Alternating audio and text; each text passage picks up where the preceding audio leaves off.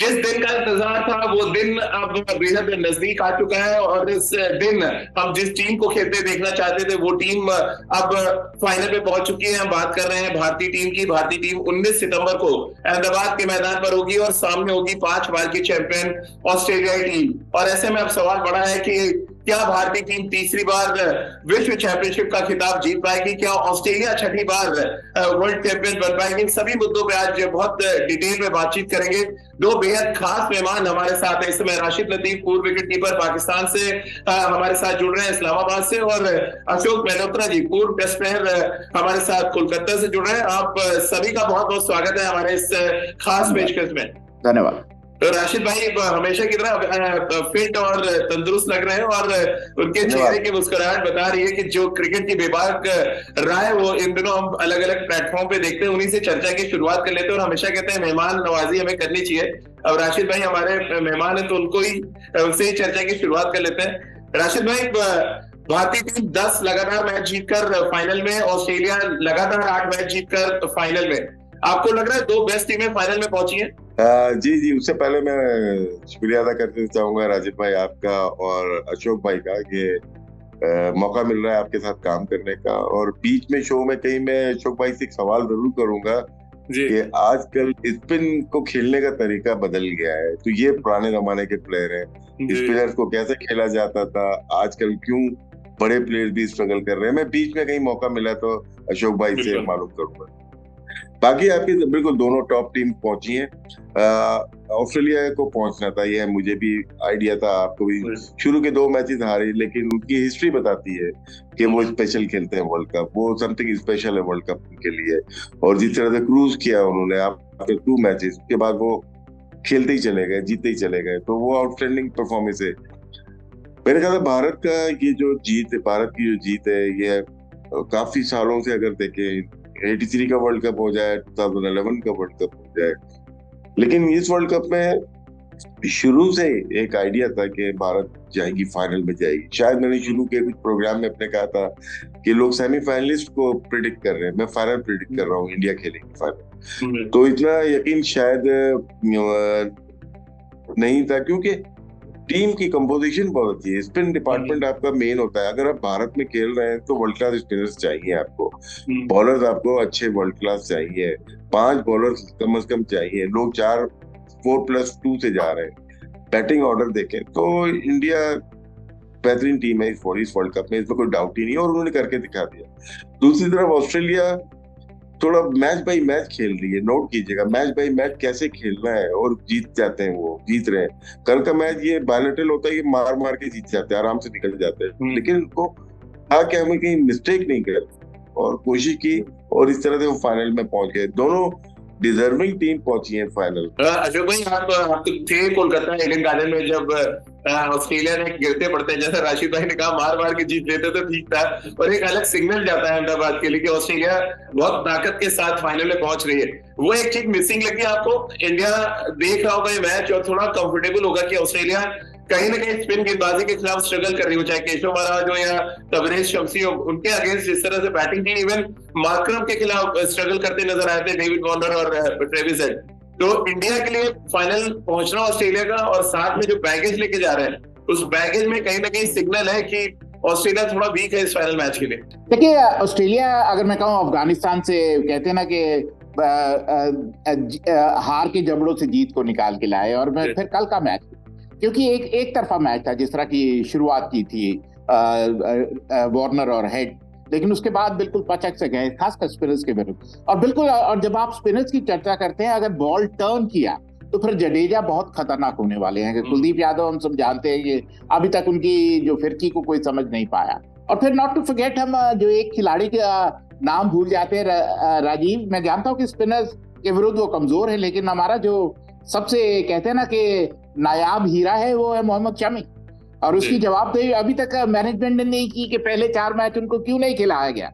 तो ये कुछ ऐसी बातें हैं, लेकिन India has got all bases covered. मेरे को कोई शक शुबा नहीं। जैसे राशिद भाई ने कहा कि उन्होंने बोला कि हम फाइनल में पहुंचेंगे, मेरे को ऐसा लगता है कि वर्ल्ड कप हमारा राशिद भाई। ये तो अशोक भाई ने एकदम हमारे प्लेटफॉर्म पे एक तरह से कहा जाए, कहते हैं ना, बिगुल बजा दिया है कि हम जीतने जा रहे हैं। पाकिस्तान में भी यही चल रहा है इस समय कि ये इंडिया का वर्ल्ड कप है?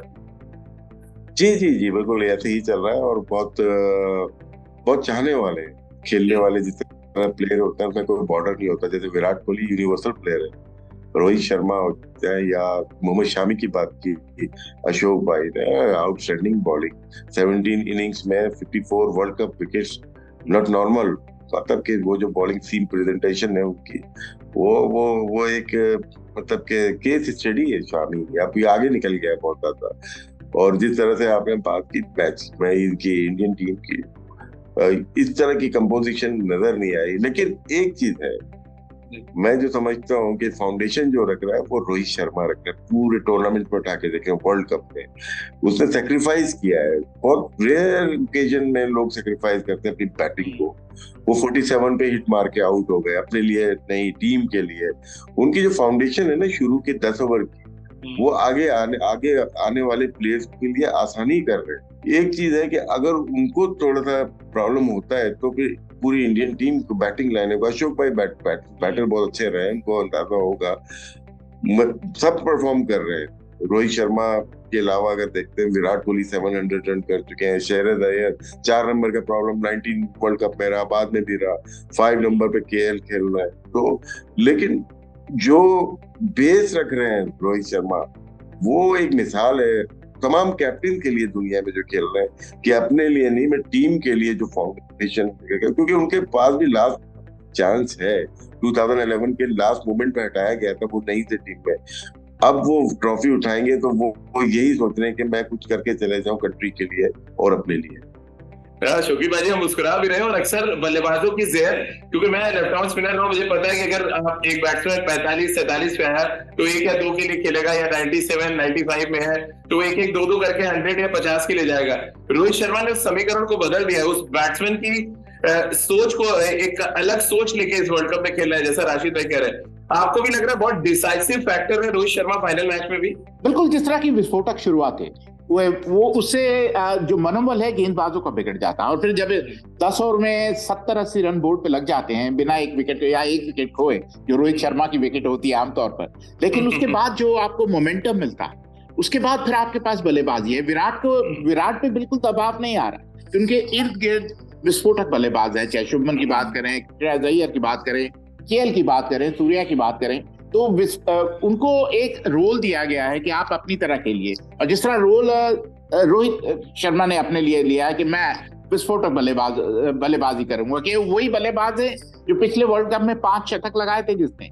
वो अपने शतकों के लिए नहीं खेल रहे हैं, वो टीम को बेहतरीन शुरुआत देने के लिए, एक विस्फोटक शुरुआत देने के लिए।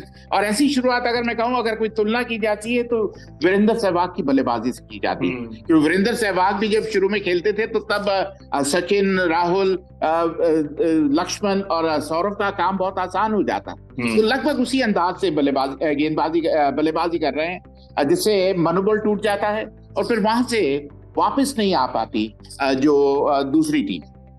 राशिद भाई, आपको भी लग रहा है 92 में मार्क ग्रेट बैच ने एक ट्रेंड सेट किया था, स्टेप आउट करके पेस बॉलर्स को मारना और डिस्ट्रॉय कर देते थे पहले 10 ओवर में? क्या 92 वाला एक फेज आप देख रहे हैं रोहित शर्मा की बैटिंग में? पहले 10 ओवर में जैसे आ रहे हैं वो डिस्ट्रॉय कर रहे हैं बेसिकली। वो ये नहीं देख रहे हैं कि मुझे 50 बनाना है, या वो मानसिकता से आगे निकल गए कि एक सिंगल डबल लेके पहले 50 बना लो फिर मारो। उनका एक ट्रेंड बना दिया है कि उनको 10 ओवर में जाके मारना ही है। देखिए, सेंसिबल मारना है। देखिए, मार्क ग्रेट पेस के बताया, वो मार्टिन ब्रो का एक बहुत बड़ा बिग नेम था, एक माइंड था क्रिकेट का। दीपक पटेल को उसने ओपन करा दिया, प्ले में करवाई थी वो डिफरेंट, खुद ओपन आ गए थे, क्योंकि वो खुद भी ओपन कर रहे थे। इस वजह से वो best batsman of the tournament हुए थे। तो जब बड़ा प्लेयर सामने खेल रहा, दूसरे को अथॉरिटी दी हुई है। यहाँ पे रोहित शर्मा ने दूसरे को अथॉरिटी नहीं दी हुई, वो अपने ऊपर लेके खेल रहा है। मार्टिन क्रो ने दूसरे को अथॉरिटी दी थी। अगर आप लास्ट मैच देखते हैं, कुमल गिल, एक जैसे मैंने एक शो में भी कहा कि एक डक होती है, उसके डकलिंग होती है, तो रोहित शर्मा उस तरह लेके गया उसको एज ए ओपनर। खुद के 40 हो गए तो वो 11 रन पे खेल रहा था। हालांकि आजकल न्यू प्लेयर ज्यादा मार रहा होता है और सीनियर प्लेयर आराम से खेल रहा होता है। तो मेरे ख्याल से इसने सारी अप्रोच को, अपनी सोच पे चेंज किया है रोहित शर्मा ने। तो जो आपने बात की ग्रेट बैच में जूनियर को अथॉरिटी दी थी मार्टिन क्रो ने, यहाँ पे देखा जाए तो सीनियर ने खुद अथॉरिटी ली है, जी। ये बहुत बड़ा डिफरेंस है।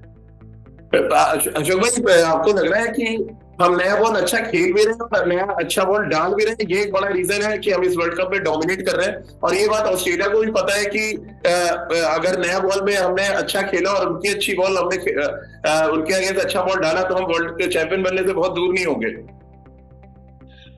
राजीव, देखिए हमारे पास we have got team which has got all bases cover. आपके पास अगर बल्लेबाजी की बात करें, विस्फोटक शुरुआत रोहित के द्वारा, फिर शुभमन गिल एक अच्छी पारी खेलते हैं क्योंकि उन पर दबाव नहीं होता, वही अवस्था विराट की है। और फिर श्रेयस अय्यर कमाल की बल्लेबाजी कर रहे हैं, केएल राहुल ने जबरदस्त बल्लेबाजी की। और जहां गेंदबाजी की बात करें, हमने शमी की बात जरूर की है, लेकिन बुमराह जिस तरह अंकुश लगाता है, या सिराज, कहते हैं ना Siraj in your face kind of a bowler, वो डरता नहीं, भिड़ता रहता। और फिर शमी, जैसे ही शमी आते हैं विकेट गिरने शुरू हो जाते हैं। मैं जानता हूं कि हमारी जिम्मेदारी ऐसा लगता है कि स्पिनर्स पर है, लेकिन we got all bases covered. और दूसरी टीम को मालूम है कि अगर एक बार 10 ओवर में 70-80 रन बन गए बोर्ड पे, तो फिर 350-400 रन बनाने से कोई नहीं रोक सकता, जिस तरह की बल्लेबाजी हमारे पास है। और फिर अगर दूसरी तरफ हम ऑस्ट्रेलिया की बात करें, ना तो उनकी फाइनल में जरूर पहुंचे, लेकिन ये ऑस्ट्रेलिया, लेकिन ना तो उनकी बल्लेबाजी चल रही है क्योंकि स्टीव स्मिथ का बल्ला नहीं बोल रहा, और ना ही उनकी गेंदबाजी, क्योंकि टूर्नामेंट से पहले राजीव साहब बात कर रहे थे कि ऑस्ट्रेलिया की गेंदबाजी है, पाकिस्तान की गेंदबाजी, न्यूजीलैंड की गेंदबाजी है, लेकिन मेरे को ऐसा लगता है कि हमारी गेंदबाजी से कोई बेहतर गेंदबाजी नहीं, क्योंकि हमारे पास बुमराह है जिसका कोई सानी नहीं है, शमी जो कमाल की गेंदबाजी कर रहे हैं, विकेट टेकिंग, क्योंकि इससे पहले शमी गेंदबाजी करते थे, बैट बीट करते थे, एज नहीं मिलते। और मेरे को ऐसे लगता है कि ऊपर वाले ने कहा कि भैया तेरे को 4 मैच नहीं खिलाए ना, या छप्पड़ फाड़ दिया, छप्पड़ फाड़ के राशिद भाई, क्योंकि शमी से ही जिक्र आपने भी शुरू किया, और शौकीबाजी क्योंकि बंगाल से खेलते हैं और शमी ने अपना डेब्यू भी बंगाल से किया था, तो तारीफों के कसीदे शमी के लिए पढ़े जा रहे हैं। एज अ बैट्समैन शौकीबाजी एनालिसिस कर रहे हैं, मैं एज अ विकेट कीपर आपसे एक एनालिसिस चाहता हूँ मोहम्मद शमी के बारे में। उनका जो सीम पोजीशन है, हमने देखा कि 90% या 90% से ज्यादा गेंदें उनकी सीम पे पेश करती हैं।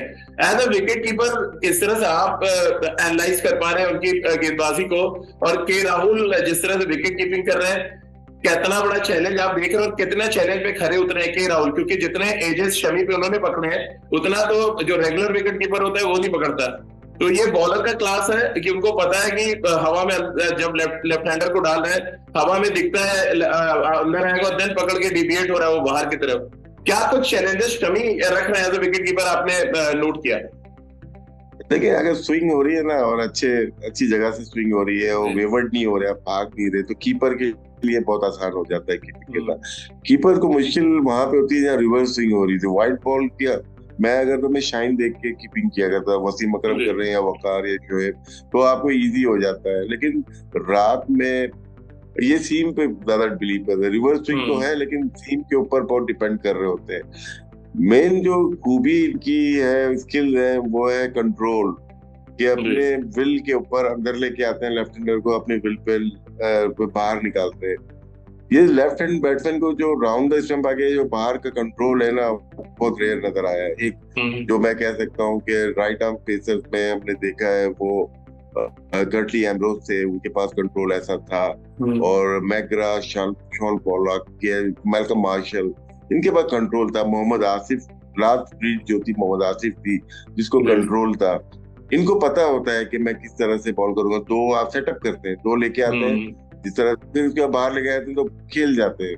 जिस तरह से लेथम को लेके आए, लेथम को आइडिया ही नहीं था कि वो बॉल तेज अंदर आई, प्लान करके कि वो आए और एयर में देखे कितनी तेजी से अंदर आई। और वो न्यूजीलैंड के प्लेयर एयर में नहीं खेलते, पिच पे खेलते हैं, सीधा खेलते हैं, लेकिन वो खेल गए और पैड्स पे आके लगी।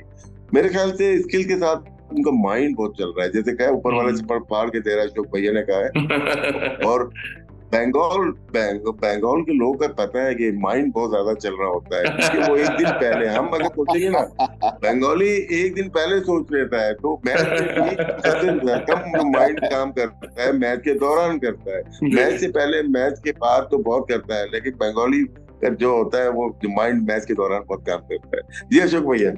ये बिल्कुल सही कहा। लेकिन मैं बंगाली नहीं, मैं पंजाबी हूँ, बंगाल में रहता हूँ। लेकिन शुक्री भाई क्योंकि ऑस्ट्रेलिया के बॉलर्स ने ईडन गार्डन में अच्छा प्रदर्शन किया, थोड़ा वरिंग फैक्टर लगा। मिचेल स्टार्क का फॉर्म लौटा, थोड़ा उनका जो अंदर आता था बॉल आना शुरू हुआ, पूरे टूर्नामेंट में मार पड़ी उनको। फिर हेजलवुड ने बहुत अच्छा स्पिन डाला इनिशियली। फास्ट बॉलर्स का फॉर्म में लौटना थोड़ा टेस्ट हो सकता है इंडियन बैट्समैन का, आपको लग रहा है? देखिए ऑस्ट्रेलिया है राजू, अहमदाबाद की ऑस्ट्रेलिया पिच इससे आपने पहले देखी हुई बहुत है। साधारण गेंदबाजी कर रही, लेकिन जैसे ही फाइनल आया उनके उनके खेल में निखार आना शुरू हो गया। और जैसे ही फाइनल आया, क्योंकि उनको बड़े मैच खेलने आते हैं, उनको वर्ल्ड कप जीतने आते हैं, तो हम उनको हल्के में नहीं ले सकते। मैंने जरूर कहा कि ये वर्ल्ड कप हमारा, लेकिन ये वर्ल्ड कप जीतने के लिए हमको ऑस्ट्रेलिया के पार पाना होगा। और अगर उनके तेज गेंदबाज कारगर साबित होते, क्योंकि महत्वपूर्ण विकेट होने वाला है रोहित शर्मा, अगर रोहित शर्मा जल्दी आउट हो जाते हैं तब हमारा स्ट्रैटेजी क्या रहती है, हमारी रणनीति क्या रहती है, इस पे काफी कुछ निर्भर करेगा। क्योंकि अगर 10 ओवर में 70 बन गए तो फिर game set and match to India.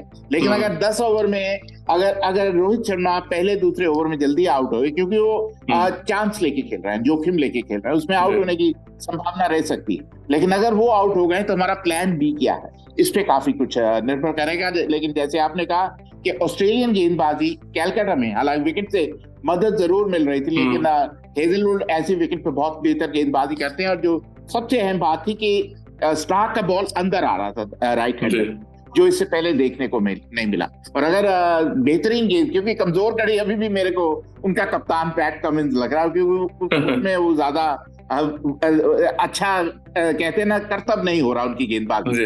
अगर साउथ अफ्रीका की कमजोर कड़ी बाबू अहमद थी, तो ऑस्ट्रेलिया की कमजोर कड़ी पैट कमिंस है। और फिर जो राशिद भाई ने कहा कि आपके पास वर्ल्ड क्लास स्पिनर होने चाहिए। आप एक जांपा के भरोसे आए हैं, मैक्सवेल के भरोसे आप नहीं रह सकते भारतीय टीम के विरुद्ध, क्योंकि भारतीय टीम मैक्सवेल को कैश करने वाली है। तो आपके लिए जो कमजोर कड़ी है पैट कमिंस और मैक्सवेल, और वहां से अब पर जो सबसे अहम बात होने वाली है कि गेम की शुरुआत कैसे होती है, टॉस कौन जीतता है। जो टॉस जीतता है रन बोर्ड पे लगाता है, तो फिर दबाव। क्या आपने पीयूष शोकेबाजी अहमदाबाद में बहुत मैचेस देखे हुए, आप बीसीसीआई के कमेटी में भी हैं, अहमदाबाद की पिच को लेके कैसे आप देख रहे हैं? टॉस जीत के बैटिंग करना बड़ा इंपॉर्टेंट है। फिर एक रिएक्शन राशिद भाई से लेते हैं। जी बिल्कुल, टॉस जीती है, बैटिंग करिए, रन बोर्ड, क्योंकि फाइनल जो है दबाव वाला गेम, प्रेशर वाला गेम है। और जब प्रेशर होता है उसमें अगर रन बोर्ड पे लगा देते हैं, फिर दूसरी टीम पर दबाव आता है। और अगर 300, 320 या 350 का आंकड़ा छू लेते हैं तो फिर चिंता का विषय दूसरी टीम के लिए, क्योंकि आपको रन बनाने हैं, आपको हमेशा बोर्ड पर नजर रखनी है। और फिर देखने वाली बात होगी कि हमारी गेम प्लान क्या होता है, रणनीति क्या होती है, किस तरह हम उस लक्ष्य का पीछा। राशिद भाई, क्योंकि आपने ऑस्ट्रेलिया का मैच देखा, ऑस्ट्रेलिया के जिस तरह से पेसर्स ने अपना फॉर्म थोड़ा सा हासिल किया है, पहले तो एक स्पेशल कमेंट आपका चाहिए विराट कोहली के 50वें शतक पे पाकिस्तान में भी उतनी खुशियां मनाई गई जितना हिंदुस्तान के फैंस को थे। और आपने खुद कहा कि विराट एक यूनिवर्सल क्रिकेटर, और जितने भी आपके साथ जितने भी कमेंटेटर्स हैं, मैं वसीम भाई को, आप सबको सुन रहा था, सबने एक सिरे से कहा कि विराट कोहली एक ऐसा बैट्समैन है जिसको पूरी जो वर्ल्ड वाइड फॉलो करना चाहिए, जिस तरह की वो बैटिंग करते हैं। एक तो विराट का फॉर्म कितना इंपॉर्टेंट होगा फाइनल में, और विराट की विकेट क्या डिसाइड करने वाली है कि वर्ल्ड कप हिंदुस्तान में रहेगा या ऑस्ट्रेलिया ले जाएगा। देखिए विराट का तो कोई डाउट ही नहीं है ना, जिस तरह से उन्होंने रन किए हैं इंडिया के लिए, वो यूनिवर्सल प्लेयर है। जितना हर कमेंट्री में या हर कंट्री में अच्छे प्लेयर को मानते हैं, जैसे हम लोग बहुत सुनील गावस्कर हो जाए, सचिन तेंदुलकर हो जाए, ये आइकॉन प्लेयर है दुनिया के। इसी तरह एलन बॉर्डर हो जाए या गावर हो जाए, दुनिया भर के ये अच्छे प्लेयर हैं। ब्रायन लारा हो गए, रिकी पॉन्टिंग हो गए। जहां तक बात है फाइनल की बॉलिंग की, कैलकाटा में जो बॉलिंग की है उसमें ना थोड़ा एयर में मॉइस्चर था, मतलब कि आप कह सकते हैं कि स्विंग मिली है वहां पे, क्योंकि ओवरकास्ट कंडीशन थी और पूरे ग्राउंड पे कवर्स थे। अगर मॉर्निंग में आप देखते हैं, जब आप कवर्स करते हैं ग्राउंड में पिच के ऊपर, तो मॉइस्चर ऑलरेडी अगर नीचे भी है, यूज है, इसी वजह से बॉल बहुत तेज बैट के ऊपर नहीं आ रही थी, थोड़ा सा टाइम ले रही थी, टाइमिंग मिसिंग हुई है। बबूमा का आउट देखें आप, और आप माकरम का आउट देखें, पॉइंट पे मारने गए या कवर पे मारने गए तो गली में बॉल गई है। वो उनको एयर में मॉइस्चर मिला है, पिच से भी हेल्प मिली है। अहमदाबाद में ऐसा नहीं होगा, मुझे नहीं लगता कि अगर रेन फोरकास्ट है तो वहां पे ऐसा नहीं होगा। वहाँ फ्लैट पिच होगी, 280 288 वहाँ पे पार स्कोर है। और जैसे अशोक भाई ने कहा है कि बिल्कुल आप बड़े मैच में नॉकआउट में पहले बैटिंग करें, स्कोर ऑन द बोर्ड 250 260 300 जो भी है, फिर आप दबाव बढ़ाते रहते हैं। तो अब ये जिसके स्पिनर्स, इंडिया के spinners no doubt world class दोनों स्पिनर्स हैं, तीसरा भी वर्ल्ड क्लास है क्योंकि ये टेस्ट क्रिकेट के स्पिनर्स हैं। ये जो क्रिकेट है सिमिलर टू टेस्ट क्रिकेट है, जिसकी लेंथ है, वेरिएशन है, वो आपको बहुत ज्यादा दबाव डालती है बैटर्स के ऊपर। तो इंडिया नो डाउट इंडिया के चांसेस बहुत ज्यादा है। लेकिन एक चीज और है, लास्ट में बोलता हुआ चला जाऊं, जिसको ये दरिया अबूर करना है वर्ल्ड कप का, उसको ऑस्ट्रेलिया को हराना जरूरी होता है। 1987 ऑस्ट्रेलिया जीता, 92 पाकिस्तान ने ऑस्ट्रेलिया को क्रिटिकल मैच हराया तो वो आगे पहुंचा। 96 में श्रीलंका ने हराया ऑस्ट्रेलिया को तो फिर वर्ल्ड कप जीता। 99 2002 2003 7 ऑस्ट्रेलिया जीता। 11 में इंडिया ने क्वार्टर फाइनल हराया तो ये फाइनल जीते। 15 में खुद जीत गए। 19 में इंग्लैंड ने ऑस्ट्रेलिया को हराया तो फाइनल जीते। बहुत सारी चीजें सिमिलर हैं, लेकिन ऑस्ट्रेलिया एक बेंचमार्क है, जिसको हराओगे तब जीतोगे। तो राशिद भाई ने जो सिमिलरिटीज बताई, एक बड़ा इंटरेस्टिंग सिमिलरिटी शौकीब भाई मैं आपको बताना चाहता हूँ। राशिद भाई भी सुन के थोड़ा सा उनको भी अच्छा लगेगा कि 2003 में जब हम खेल रहे थे, हमने लगातार वहां पर 8 मैच जीते थे और तब ऑस्ट्रेलिया ने 10 मैच जीते थे और फाइनल में पहुंचे थे तो फाइनल ऑस्ट्रेलिया ने जीता था। इस बार हमने 10 मैच जीते हैं, ऑस्ट्रेलिया ने 8 मैच जीते हैं। तो ये भी एक सिमिलरिटी है, 2003 जैसी लग रही है। इस दफा 2003 का रेप्लिका है, अदर वे राउंड लगता है। चलो, लेकिन राशिद भाई आपके यहाँ ये भी तो चल रहा है ना कि बहुत ज्यादा कि पिच बदल दी जा रही है, टॉस में सिक्का बदल दिया जा रहा है। ये सब कैसे आप लोग देखते हैं एज ए क्रिकेटर? आप लोग को भी उतना ही बुरा लगता होगा जितना हमें लग रहा है। एक चीज ऐसी है जो कि मैं बहुत पहले से बोल रहा हूँ, इस वर्ल्ड कप में शायद मैंने इतनी बात नहीं की ना, जो भी टॉस हो उसमें दोनों के, रोहित शर्मा हो या कमिंस हो, वो टॉस को देख के दोनों को देखना चाहिए, उसके बाद डिसाइड करना है कौन जीता। ये इंडिया में भी काफी बातें हुई थी, 19 के वर्ल्ड कप में हुई थी, 15 के वर्ल्ड कप में हुई थी।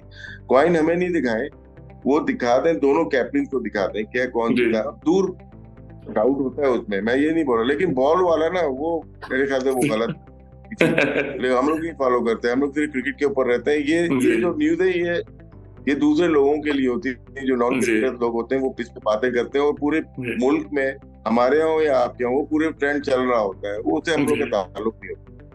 चलिए राशिद भाई, फाइनल कमेंट, कितने % चांस आप ऑस्ट्रेलिया को दे रहे हैं, कितने % इंडिया को?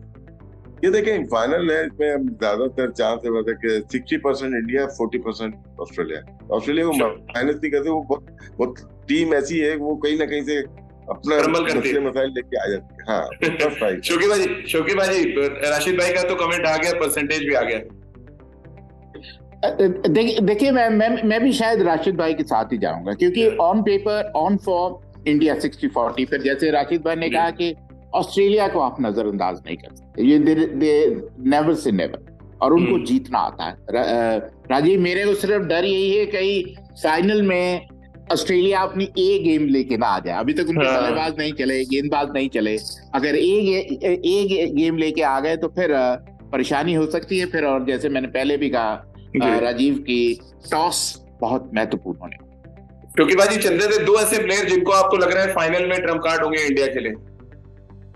देखिए इंडिया के लिए 2 ही ट्रम्प कार्ड है, क्योंकि रोहित ट्रेलर दिखा रहे हैं, पूरी पिक्चर नहीं दिखा रहे हैं, विराट कोहली और मोहम्मद शमी। चलिए आपके 3, राशिद भाई फाइनली आपके 3 ट्रम्प कार्ड हिंदुस्तान के लिए। मेरे लिए तो देखें नंबर 1 शेरद अय्यर, जिस तरह वो खेल रहे हैं मिडिल में बहुत जरूरत है, वो मिडिल ओवर में आपको एक एक्सेलरेट चाहिए।